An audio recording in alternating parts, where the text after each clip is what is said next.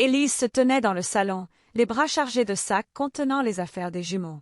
Les pleurs d'Adèle et de Théo résonnaient dans la pièce, leurs petites voix perçant le silence oppressant. Elle n'avait pas dormi depuis 3 jours. La douleur de la perte de Julien, son mari, était encore fraîche, comme une plaie qui refusait de cicatriser. Il était parti si soudainement, un accident de voiture sur une route de campagne, un virage mal négocié, et tout s'était effondré. Elle avait à peine eu le temps de comprendre ce qui s'était passé avant que le monde autour d'elle ne commence à s'écrouler. Les beaux-parents d'Élise, Claire et Bernard, se tenaient près de la porte d'entrée, les bras croisés, le visage fermé. Claire, avec ses lèvres pincées et son regard glacial, parlait d'une voix tranchante. « Tu dois partir, Élise. Cette maison appartient à la famille, pas à toi. Julien n'est plus là, et nous ne pouvons pas te laisser rester ici. » Bernard, silencieux mais tout aussi sévère, hochait la tête en signe d'approbation. Élise sentit son cœur se serrer. Elle avait toujours su que ses beaux-parents ne l'aimaient pas. Ils n'avaient jamais accepté qu'elle, une femme issue d'un milieu modeste, ait épousé leur fils unique, l'héritier de leur nom. Mais elle n'avait jamais imaginé qu'ils iraient jusqu'à la chasser, elle et ses enfants, à peine un mois après la mort de Julien. « Mais, c'est notre maison, » murmura Élise, la voix tremblante. « Julien et moi, nous l'avons achetée ensemble. Les jumeaux, ils ont besoin d'un toit. » Claire ricana, un son sec et méprisant. « Ne sois pas ridicule. Tu n'as rien apporté à ce mariage. Tout ce que vous aviez, c'était grâce à nous. Maintenant, prends tes affaires et va-t'en. » Élise voulut répondre, mais les mots restèrent coincés dans sa gorge. Elle baissa les yeux sur Adèle et Théo, endormis dans leur double poussette, leurs petites joues roses ignorant la tempête qui se déchaînait autour d'eux. Elle n'avait pas la force de se battre, pas maintenant. Pas alors que son monde s'effondrait. Elle quitta la maison ce soir-là, sous un ciel gris et lourd, avec seulement quelques sacs et les jumeaux. Elle n'avait nulle part où aller. Sa propre famille vivait à des centaines de kilomètres, dans un petit village du sud de la France, et elle n'avait pas les moyens de les rejoindre. Julien avait toujours géré leurs finances, et Élise, confiante, n'avait jamais posé de questions. Elle savait qu'il avait un bon emploi dans une entreprise d'investissement, mais elle ignorait les détails. Tout ce qu'elle savait, c'était qu'il vivait confortablement, sans jamais manquer de rien. Maintenant, elle se retrouvait avec à peine quelques centaines d'euros en poche, un compte bancaire presque vide, et 2 bébés à nourrir. Elle trouva refuge dans un petit hôtel à la périphérie de la ville. La chambre était exiguë, les murs tachés d'humidité, mais c'était tout ce qu'elle pouvait se permettre. Assise sur le lit, elle berçait Adèle tout en surveillant Théo, qui jouait avec un hochet. Les larmes coulaient sur ses joues, mais elle les essuyait rapidement. Elle ne pouvait pas se permettre de s'effondrer. Pas pour elle, mais pour eux. Ses enfants étaient tout ce qui lui restait. Le lendemain matin, Élise reçut un appel d'un numéro inconnu. C'était une voix masculine, polie mais ferme, qui se présenta comme maître Dubois, notaire. « Madame Fournier, j'aimerais vous rencontrer au sujet de la succession de votre mari. Pouvez-vous passer à mon bureau demain? » Élise franca las sourcils confuse. Une succession. Elle n'avait jamais pensé à cela. Julien était jeune, en bonne santé, et personne n'avait anticipé une mort aussi brutale. Elle accepta, bien qu'un mélange d'espoir et d'appréhension lui nouait l'estomac. Le bureau de maître Dubois était situé dans un immeuble élégant au centre-ville. Élise y entra avec les jumeaux, se sentant déplacée dans son jean usé et son pull trop grand. Le notaire, un homme d'une 50aine d'années aux lunettes rondes, l'accueillit avec un sourire chaleureux. « Asseyez-vous, Madame Fournier. Je sais que c'est une période difficile, mais il est important que nous discutions de certaines choses. » Il ouvrit un dossier épais et commença à parler. Élise écoutait, mais les mots semblaient flotter autour d'elle, comme s'ils appartenaient à une autre réalité. Héritage. Fonds d'investissement. Actions. Comptes offshore. Elle cligna des yeux, essayant de comprendre. « Attendez, » interrompit-elle. « De quoi parlez-vous exactement? » Julien n'avait pas, je veux dire, nous vivions bien, mais pas à ce point. Maître Dubois ajusta ses lunettes et la regarda avec sérieux. « Madame Fournier, votre mari était un homme prudent. Il a constitué un portefeuille d'investissement très important au fil des années. À sa mort, il vous a légué la totalité de ses avoirs, estimés à environ 200 millions d'euros. » Élise sentit le sol se dérober sous ses pieds. « 200 millions? C'était impossible. Julien n'avait jamais mentionné une telle somme. » Ils vivaient dans une maison confortable, mais pas luxueuse. Ils conduisaient une voiture d'occasion.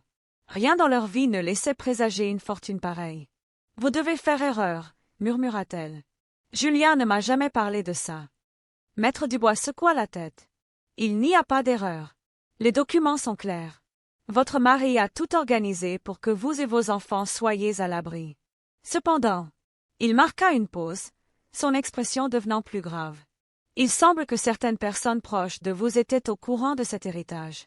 Et elles ont tout fait pour que vous ne le découvriez pas. » Élise sentit un frisson lui parcourir l'échine. « Qui » demanda-t-elle. « Bien. » Qu'elle connut déjà la réponse. Maître Dubois Sapira. Vos's parents, Claire et Bernard Fournier. Ils ont contacté mon bureau il y a 2 semaines pour tenter de contester le testament. Ils prétendent que vous n'êtes pas apte à gérer cet argent et qu'il devrait revenir à la famille Fournier. Élise sentit la colère monter en elle, mêlée de confusion. Ses beaux-parents savaient. Ils savaient pour l'héritage.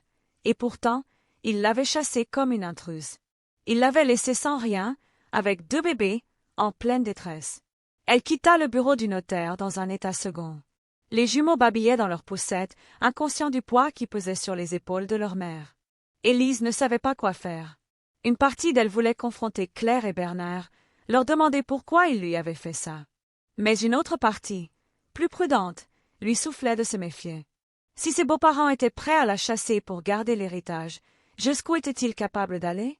Les jours suivants furent un tourbillon. Élise engagea un avocat, Maître Lefebvre, recommandé par le notaire. C'était une femme d'une 40aine d'années, directe et efficace, qui prit l'affaire en main avec détermination. « Ils n'ont aucun droit sur cet argent, » lui expliqua-t-elle. « Le testament de votre mari est inattaquable. Mais il va falloir se battre, car ils ne vont pas abandonner facilement. » Élise hocha la tête, bien qu'elle se sentît dépassée. Elle n'avait jamais été confrontée à des questions juridiques, encore moins à des conflits familiaux aussi sordides. Tout ce qu'elle voulait, c'était protéger ses enfants et leur offrir un avenir.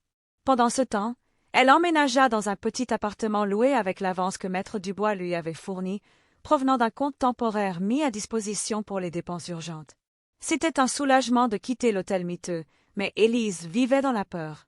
Chaque bruit dans l'escalier, chaque lettre anonyme glissée sous sa porte la faisait sursauter.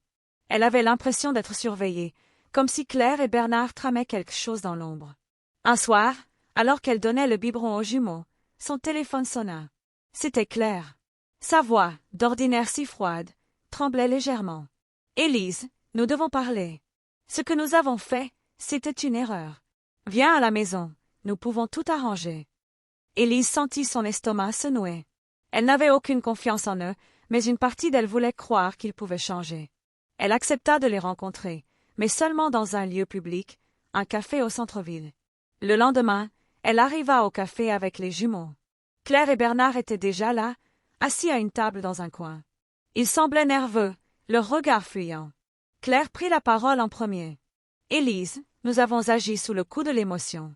Perdre Julien, c'était trop pour nous. Nous voulons que tu reviennes. La maison est à toi, après tout. » Élise les observa, cherchant un signe de sincérité, mais tout ce qu'elle voyait, c'était leurs mains crispées et leurs sourires forcés. Elle secoua la tête. « Vous saviez pour l'héritage, n'est-ce pas? Vous saviez, et vous m'avez laissé partir avec mes enfants, sans rien. » Bernard s'agita sur ses chaises. « Ce n'est pas ce que tu crois. Nous voulions protéger l'argent, pour les jumeaux. Tu n'as pas l'expérience pour gérer une telle somme. » Élise sentit la colère monter en elle. « Protéger? Vous m'avez jeté dehors. Vous avez menti, manipulé. Tout ça pour garder l'argent pour vous. » Sa voix tremblait, mais elle ne se laissa pas intimider. Pour la première fois depuis la mort de Julien, elle sentait une force nouvelle en elle, une détermination à se battre pour ce qui lui revenait de droit. Elle quitta le café sans un regard en arrière. Les semaines suivantes furent marquées par une bataille juridique acharnée.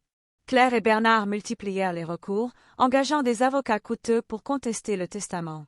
Ils allèrent jusqu'à prétendre que Julien n'était pas dans son état normal lorsqu'il l'avait rédigé, une accusation qui blessa Élise profondément.